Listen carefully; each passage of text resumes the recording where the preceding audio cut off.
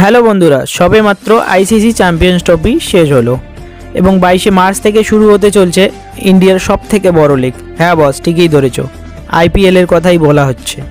বন্ধুরা, তোমরাও যদি আইপিএল 2025-এর সমস্ত ম্যাচের হাইলাইটস ও আপডেট পেতে চাও তাহলে মন থেকে ভিডিওটি লাইক এবং চ্যানেলটি করো সাবস্ক্রাইব। বন্ধুরা, 22শে মার্চ কলকাতা নাইট রাইডার্স বনাম রয়্যাল চ্যালেঞ্জার্স ব্যাঙ্গালোরের ম্যাচ দিয়ে আইপিএল 2025-এর শুরু। বন্ধুরা, তোমরা কোন টিমকে সাপোর্ট করবে কমেন্ট করে জানাও। বন্ধুরা, এইমাত্র কলকাতায় এসে পৌঁছলো কলকাতা টিমের বিদেশি প্লেয়াররা ফটো সেশন শেষ করেই তারা হোটেলে পৌঁছায়। তারা কাল থেকেই প্র্যাকটিস ম্যাচ শুরু করবে।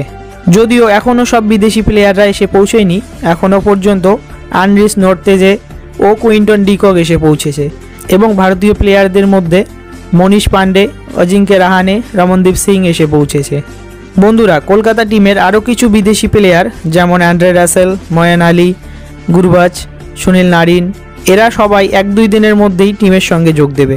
বরুণ চক্রবর্তীও এসে পৌঁছায়নি, বরুণও 1-2 দিনের মধ্যেই এসে পৌঁছাবে কলকাতায়।